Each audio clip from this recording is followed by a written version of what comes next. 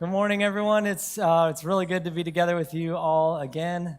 My name is Kent. If I haven't met you, I'm one of the pastors here. Real excited to be together and to be starting this brand new series that we are beginning today that we're calling Awaiting the King.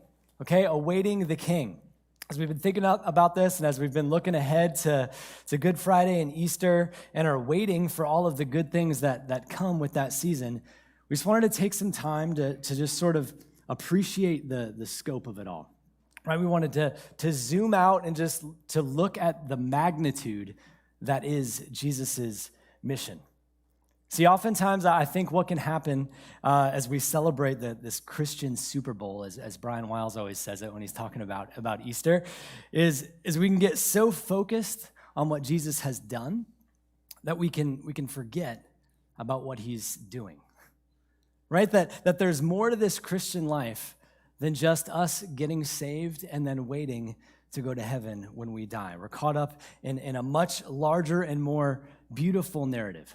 Okay, one where Creator God is actively redeeming all of creation. That yes, he began it long ago and he locked it in, but he continues to unfold things before us here and now. And the craziest part is that each and every one of us is invited to join in. To join in the here and now. It's this crazy reality. And so throughout this series, really what we want to do is just to try to understand this and to try to appreciate this more and more. We're going to be looking at these different messianic prophecies each week, which if you don't know, they're these like really strange oracle-like writings that predicted the coming of the Messiah, right? Or this Savior that people waited for so long. And so our hope is that as we look at these together, all right, and as we join with the prophets of old and as we await the King, that we wouldn't just sort of wait passively or we wouldn't just kind of try to predict what's going to happen in the future, but that instead we would wait with expectance and that we would watch for the things that God is doing here and now. Because if this grand mission like really is unfolding all around us, then we just need to be asking, like, will we recognize it and will we join in? Will we recognize what God is doing and join in with him? All right, that's the big idea. That's where we're going this morning and what we're asking, and that's where we're going to be for the next several weeks. So if you have a Bible, go ahead and take it out now. You can meet me in Luke chapter 4. I'm going to be reading in verse 16. The prophecy that we're looking at originated in Isaiah, but I saw that Jesus reads it as well in Luke, and I was like, let's go there. It's going to be much easier for all of us. If you don't have a Bible, it's fine. Go ahead and grab one of those in front of you. You can have that as our gift, and we're just going to dive in. Luke 4, verse 16. It says this: He went to Nazareth, where he had been brought up, and on the Sabbath day he went into the synagogue, as was his custom. He stood up to read, and the scroll of the prophet Isaiah was handed to him. Unrolling it, he found the place where it is written, "The Spirit of the Lord is on me, because he has anointed me to proclaim good news to the poor. He sent me to proclaim freedom for the prisoners and recovery of sight for the blind, to set the oppressed free, to proclaim the year of the Lord's favor." Then he rolled up the scroll, gave it back to the attendant, and sat down. The eyes of everyone in the synagogue were fastened on him, and he began by saying, "Today this scripture is fulfilled in your hearing." Wow. Like what an amazing glimpse into the life and ministry of Jesus. Okay, this is his first ever recorded sermon. All right, and it's really short. It's just one sentence. That's all that we see. But that's all Jesus really needs to blow everyone's mind, okay? You see, this passage that he reads that we now know as Isaiah 61 was well known in this community. Okay, people would have probably had it memorized. They would have handed it down from generation to generation, and they would have recognized it as a prediction of the coming Messiah. Now, the Messiah, as I already said, is this Savior who that was predicted to come and to right all of their wrongs and to establish this sort of heavenly kingdom. And so when Jesus finds this place in the scroll, when he goes to this specific spot, and on top of that, when he says, today this is fulfilled, this certainly would have been understood by his hearers as a messianic claim. Okay, that Jesus was claiming to be the one that the prophets had predicted. That he was claiming to be God, which obviously is a huge deal, right? His first sermon, he says, I am God. Like that's a big day. Now there are many other places throughout the Bible where Jesus shares this news about himself even more directly, but you have to admit, like it's pretty clear in this spot as well. And I think we need to grapple with this a little bit because honestly, if we want to recognize what God is doing in the here and now, if we want to recognize what he's doing all around us, we first just have to recognize who he is. We have to ask the question, just who is Jesus? That's a question we need to answer.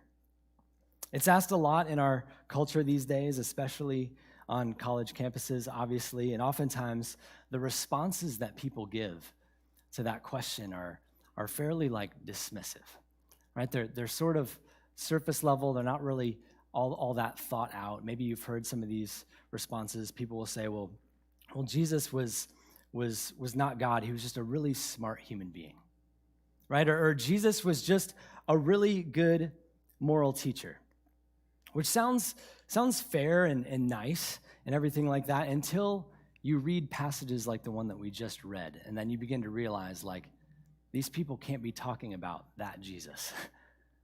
Right? That good moral teachers don't claim to be God unless it's actually true. They don't come and say, hey, I'm the Messiah, unless they are really more than just a good person, right? C.S. Lewis talks about this in his book, Mere Christianity, if you've ever read it. He famously said, I'm trying to prevent anyone from saying the really foolish thing that people often say about him. I'm ready to accept Jesus as moral teacher, but don't accept his claim to be God. That is the one thing we must not say. A man who is merely a man and said the sort of things that Jesus said would not be a great moral teacher. He would either be a lunatic or else he would be the devil of hell. You must make your choice. Either this man was and is the Son of God or else a madman or something worse. And then he goes on a C.S. Lewis rant. He says, you can shut him up for a fool, you can spit at him and kill him as a demon, or you can fall at his feet and call him Lord and God. But let's not come with any patronizing nonsense about his being a great human teacher. He has not left that open to us. He did not intend to. Now, obviously, that's a feisty quote, but C.S. Lewis is a pretty smart dude, all right? And so this has caught a lot of traction over the years. It's known as the Lewis trilemma, this idea that Jesus was either a liar, he was a lunatic, or he was the Lord. And the idea at the heart of it is that we all owe it to ourselves intellectually to answer that question with the facts. We owe it to ourselves to answer that question in an informed way, to wrestle with the things that Jesus actually said, and then decide who is he. And for us, as a church and as your church leaders, for us, it's clear that Jesus is who he says that he is. And it's interesting that as we come to this realization, as we realize that Jesus is the Messiah, the Savior of the world, then all of a sudden we have access to this amazing picture, not only of who God is, but of what God is like. Right? We all of a sudden can see what God values in Jesus. We can see what God has always been doing in the world around us.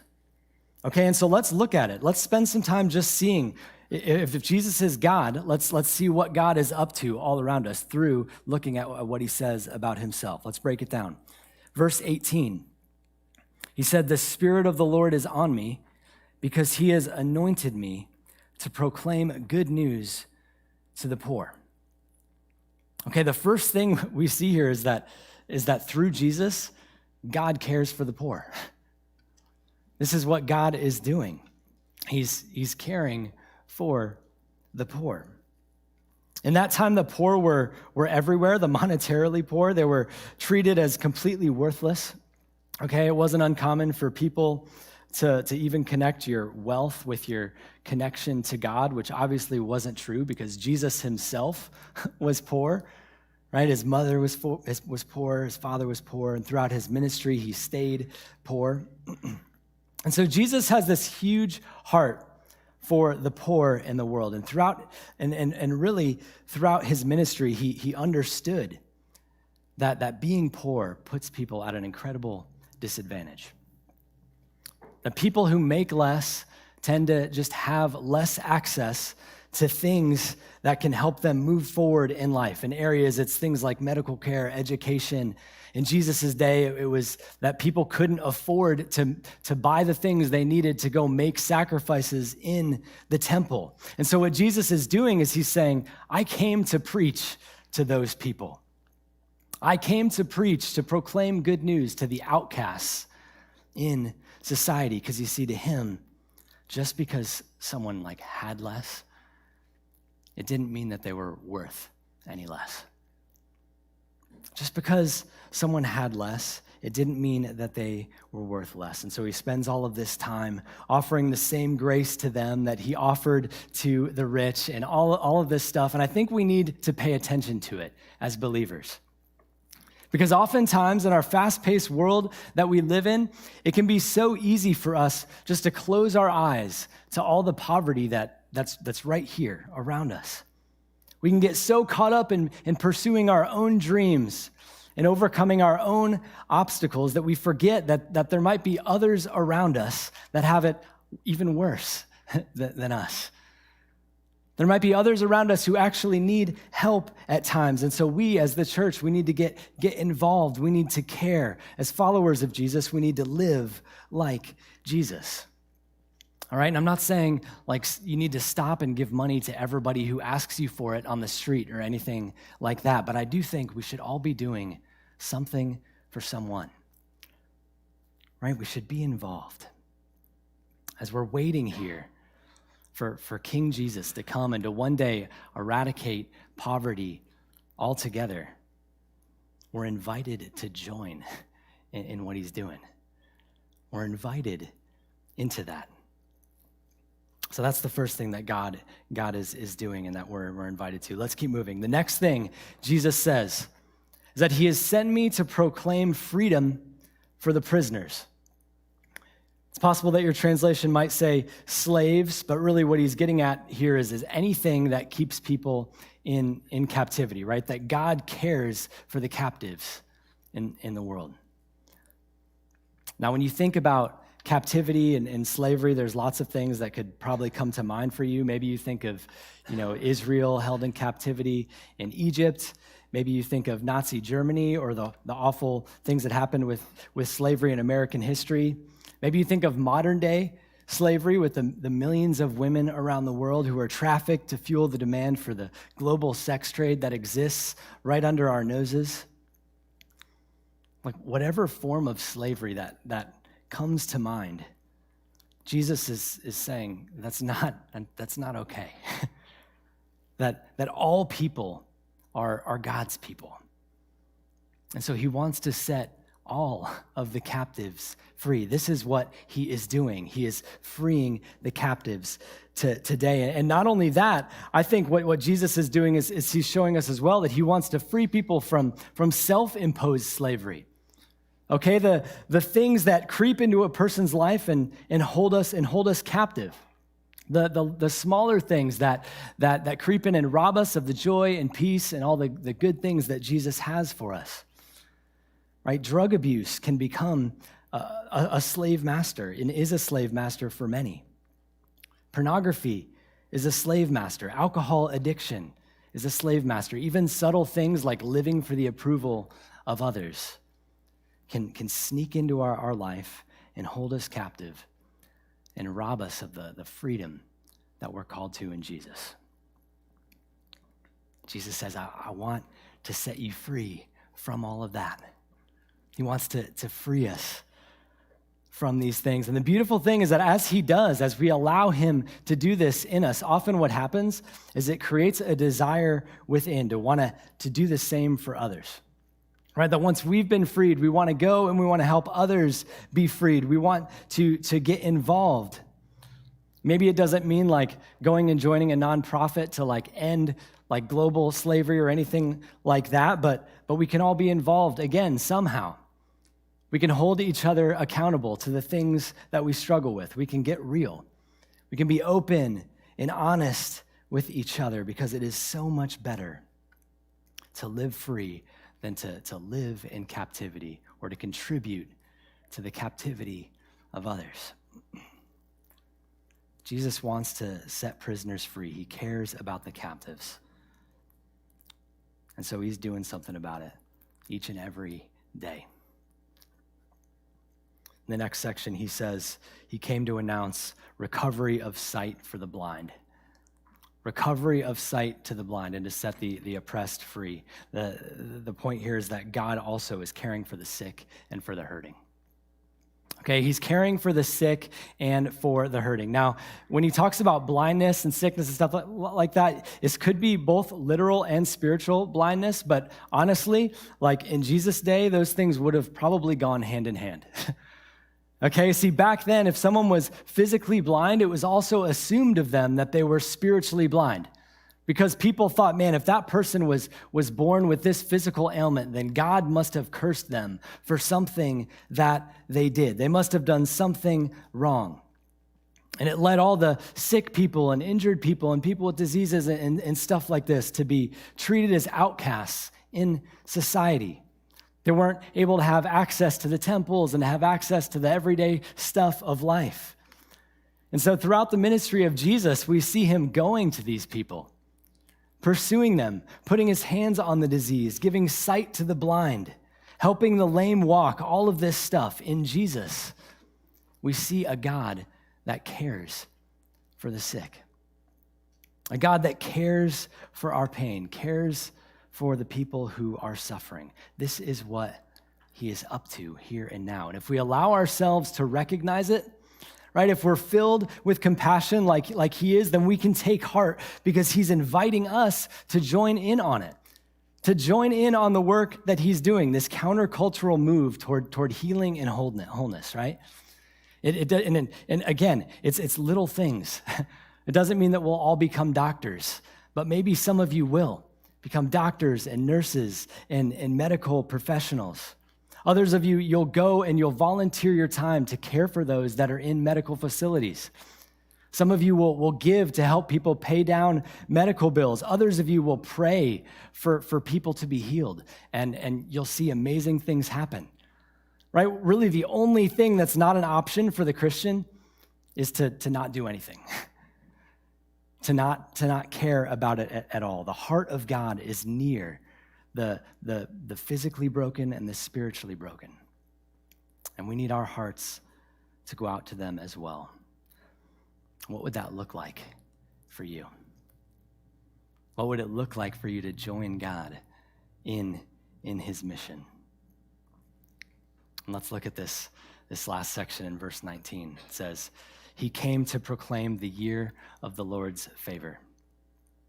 To proclaim the year of the Lord's favor. Now, your translation might also say the year of Jubilee, possibly. And what this was, either way, was a time in the ancient calendar that came about every 7 years, I think it was, where the Jews would cancel all debts, they'd free all of their prisoners, and they'd let the land rest. They'd do all of this stuff essentially to reflect God's grace. Okay, they wanted to show by the way that they lived God's undeserved favor poured out on all of creation. And so Jesus here, when he says that this day had arrived, he was announcing like that grace was upon them. That a season of grace, yes, is upon us. Like this is such good news, really good news. And here's why. Okay, when you look at the full prophecy that Jesus is quoting from in Isaiah, there's actually more to it. In Isaiah 61, right where Jesus puts this period, there's actually the word and. Okay, check it out. Isaiah 61. It says, he came to proclaim the year of the Lord's favor, and, he goes on, the day of vengeance of our God. The year of the Lord's favor and the day of vengeance. Why would Jesus do this? Why would he stop before getting to the vengeance part? And I think the reason is because while part of God's plan had been unfolded, there was still more that was yet to come.